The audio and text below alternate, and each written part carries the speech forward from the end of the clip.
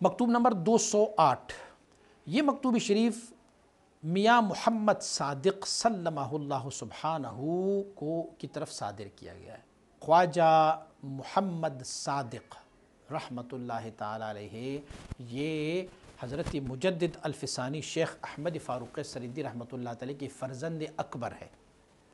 آپ مبارک پر رحلت فرما گئے تھے اور مجدد رحمۃ اللہ تعالی نے آپ کے نام بڑے سارے مکاتیب بھی لکھے ہیں۔ آپ کے فرزند ارجمند ہیں، بہت صاحب کمالات و بہت صاحب علوم و معارف ہے، تو ان کے نام یہ مکتوب شریف صادر کیا گیا ہے۔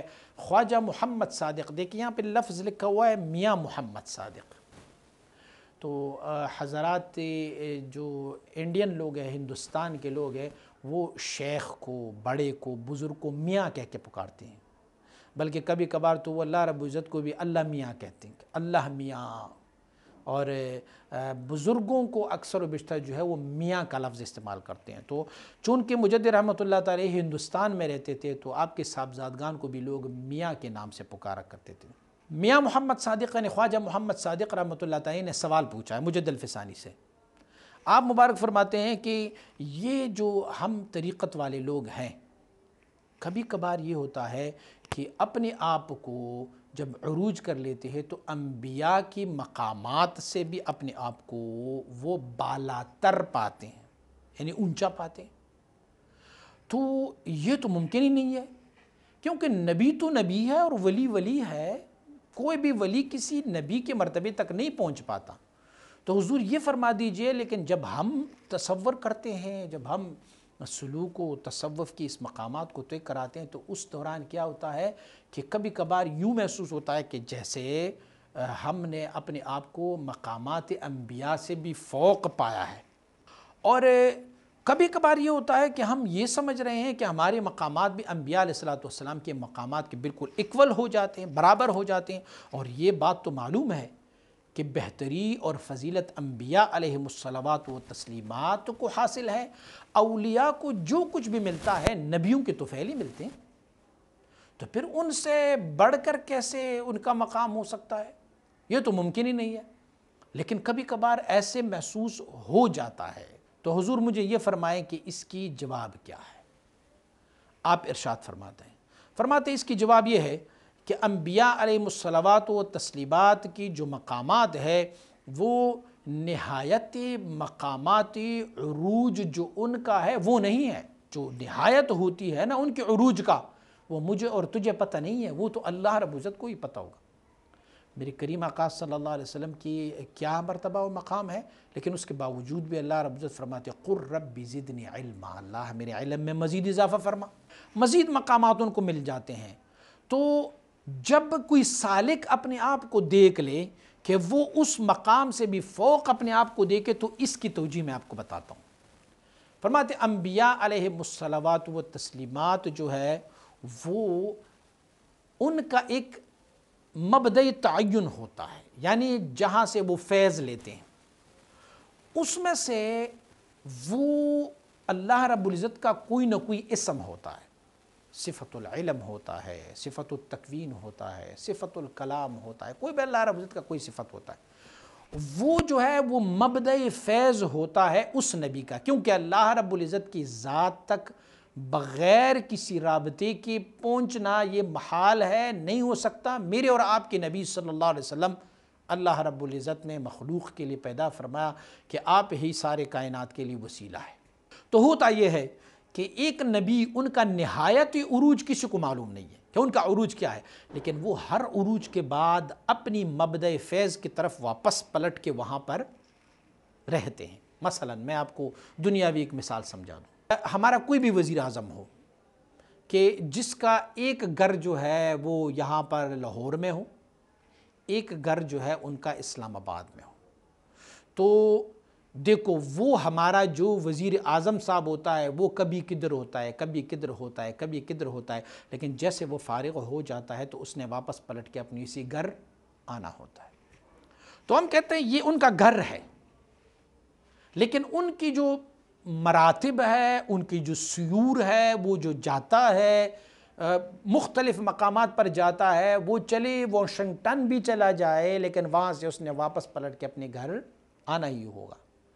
لیکن ان کی جو سیر کا مرتبہ ہے وہ ہمیں نہیں معلوم کہ کہاں کہاں تک اس کی سیر ہے، لیکن اس کا جو مبدأ ہے وہ مجھے معلوم ہے کہ یہاں پر وہ رہائش پذیر ہوتے ہیں۔ تو انبیاء علیہ السلام کی ذوات مبارکہ بھی ایسی ہے کہ ان کی عروج کا کسی کو پتہ نہیں ہے کہ کہاں تک ان کا عروج ہوتا ہے، لیکن ان ہر ایک کا ایک مبدأ فیض ہے۔ مثلا موسیٰ علیہ نبینا علیہ السلام کا مبدأ فیض جو ہے وہ علم الکلام ہے، الکلام اللہ رب العزت کا۔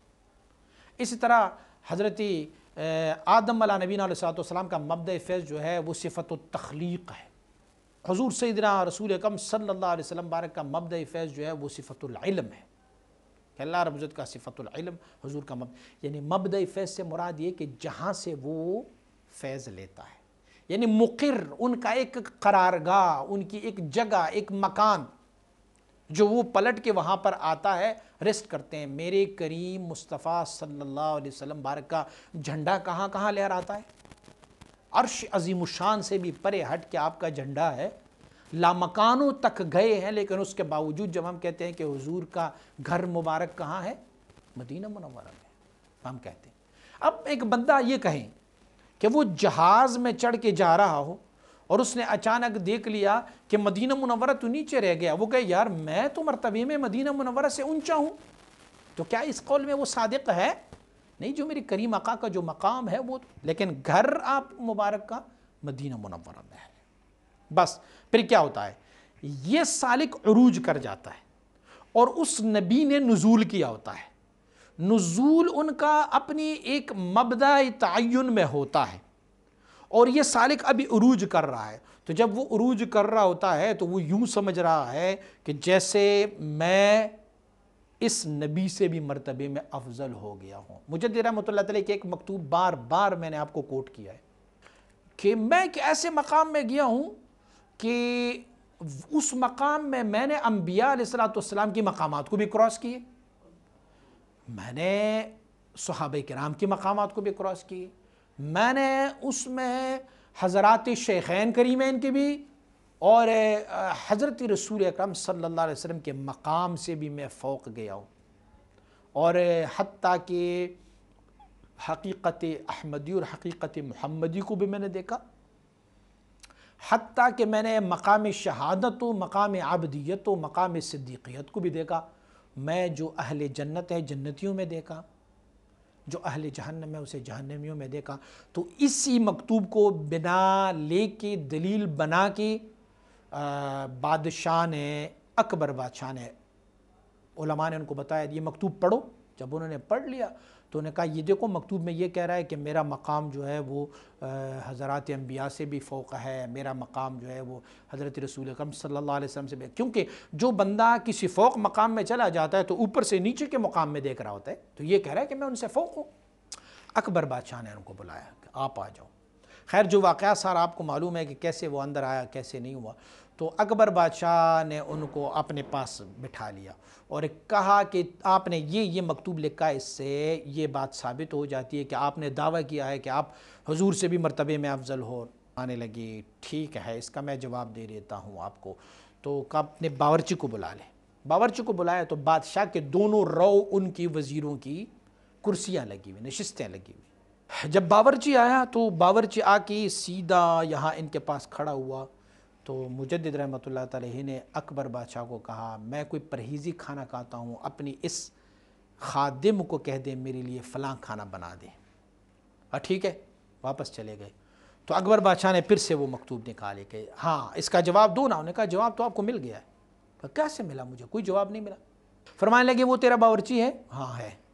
کہنے لگے جب آپ نے اس کو بلایا کہ ادھر آ جاؤ تو وہاں پر آپ کا وزیر خارجہ بیٹھا ہوا تھا، وہ وزیر خارجہ کو کراس کر کے آپ کے پاس آیا، وزیر داخلہ کو کراس کر کے آیا، وزیر صحت کو کراس کر کے آیا، وزیر صنعت کو کراس کر کے آیا، حتیٰ کہ آپ کا وزیر اعظم بیٹھا ہوا تھا اس کو بھی کراس کر کے آیا اور بالکل تمہارے سامنے کھڑا رہا۔ پھر آپ نے ان کو کیا کہا؟ جاؤ کھانا بنا لو۔ وہ پھر واپس جب پلٹا تو کہاں پلٹا؟ اپنی اس مقام میں باورچی خانے میں چلا گیا نا۔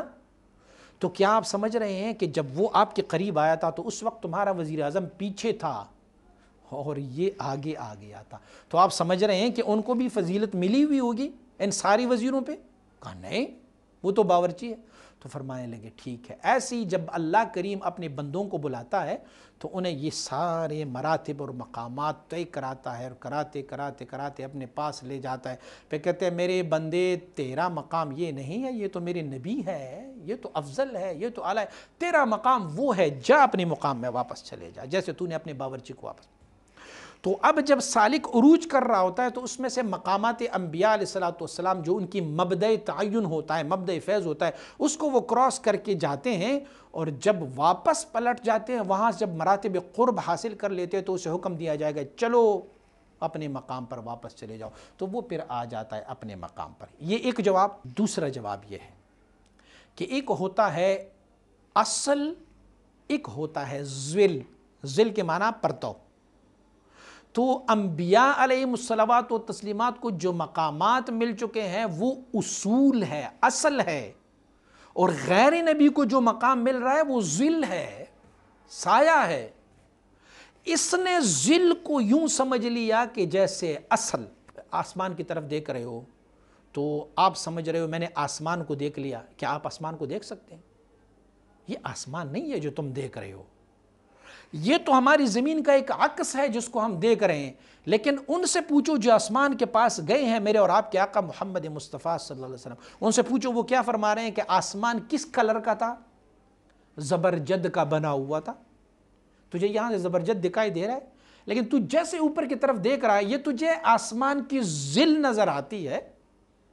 یہ چلے دوسری بات کر لیں، شریعت مطہرہ میں کہتی ہے کہ یہ جو سورج ہے یہ چوتھے یا پانچویں آسمان میں ہے، چوتھے یا پانچویں آسمان میں ہے۔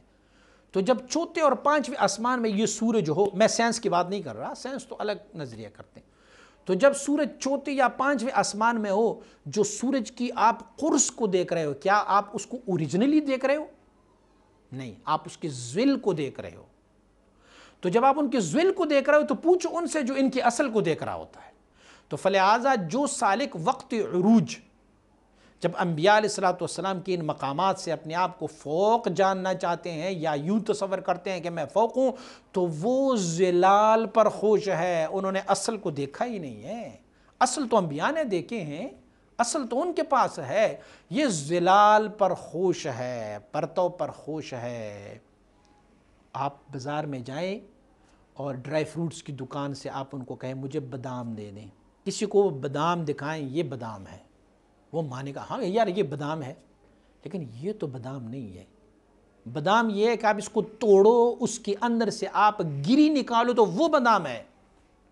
اب جس بندے نے اس گری کو دیکھا ہوگا اور جس نے اوپر سے وہ کور دیکھا ہوگا، دونوں میں بہت فرق ہے، زمین و آسمان کے فرق ہے۔ فلہذا انبیاء جو ہے انہوں نے اصول کو دیکھا ہے، اور یہ جو اولیاء اپنے آپ کو اس وقت پاتے ہیں تو یہ پھر ذلال میں اپنے آپ کو پاتا ہے۔ مکتوب شریف کو میں نے مختصر کر لیا، مکتوب شریف تو طویل ہے لیکن میں نے مختصراً ان کو بتایا۔ مجدد رحمۃ اللہ تعالی یہاں پر ایک مثال دی ہے، آپ فرماتے ہیں دیکھو جو علم فلسفہ اور علم منطق والے ہیں وہ کہتے ہیں کہ جو دعا ہے، دعا جو ہے یہ چند چیزوں سے مرکب ہے، چند چیزوں سے بنا ہوا ہے۔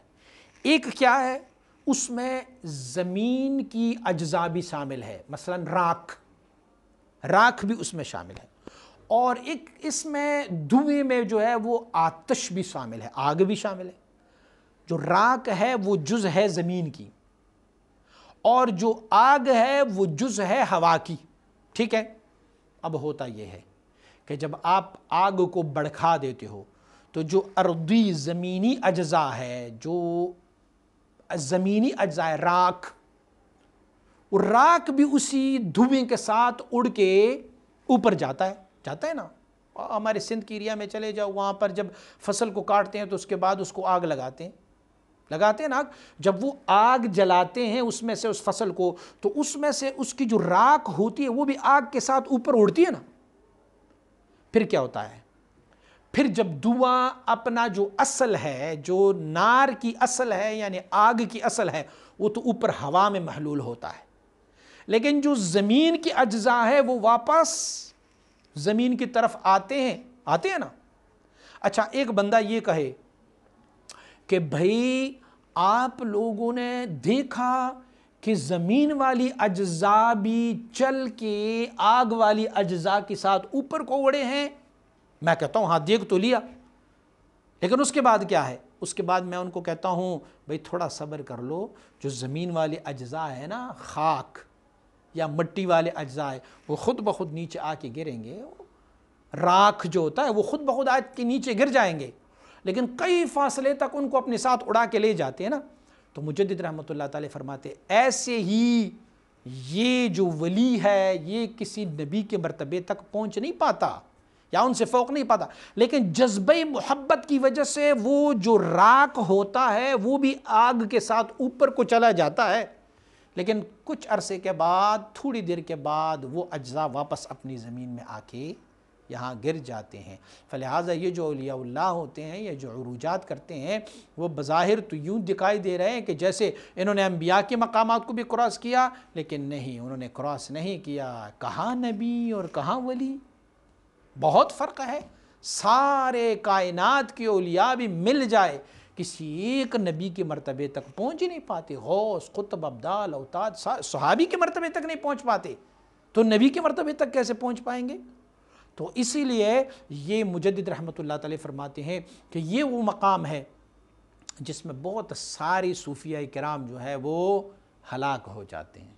وہ جب یہ منظر دیکھتا ہے تو یہ سمجھتا ہے ارے مجھے تو انبیاء پر بھی فضیلت دی گئی ہے۔ آپ نے دیکھا ہوگا بہت سارے ایسے لوگ ہوں گے کہ وہ یہ دعوے کرتے ہیں کہ مجھے تو اللہ نے یہ مقام دیا ہوا ہے، میں تو نبیوں سے بھی فوق ہوں، میں تو انبیاء سے بھی فوق ہوں، تو یہاں اس مقام میں جا کے وہ ذلت اختیار کر جاتے ہیں، وہ پھر یہاں ذلیل ہو جاتے ہیں، اور پھر سلوک و تصوف یا وصل و قرب تو چھوڑ دو، لیکن وہ گمراہی کی طرف چلے جاتے ہیں۔ فلہٰذا مجدد رحمۃ اللہ تعالی اپنے فرزند ارجمن کو فرما رہے بیٹا یہاں اس مقام میں بہت احتیاط کر لیا کرو، کیونکہ اصل اور عکس کے درمیان آپ کو فرق محسوس نہیں ہوتا۔ آپ سورج کے سامنے آئینے کو رکھو تو آئینے میں جو سورج دکھائی دے رہا ہے وہ بعین ہی سورج ہی دکھائی دے رہا ہے نا، اس کی بھی شعاعیں، اس کی بھی روشنی ہے، لیکن سورج تو وہ ہے جو آسمانوں میں ہے۔ یہاں جو شیشے میں آئینے میں آپ کو نظر آ رہا ہے یہ تو سورج نہیں ہے، لیکن اگر آپ یہ سمجھ لیں کہ یہ اصل سورج ہے تو اصل سے رہ گیا، اس پہ وابستہ ہو گئے۔ تو اسی لیے کوشش کرو کہ اس مقام کو آپ بخیر و خوبی پائے تکمیل تک پہنچاؤ، اور اللہ آپ کو ذلت قدم سے محفوظ رکھے۔ وآخر دعوانا الحمدللہ رب العالمین۔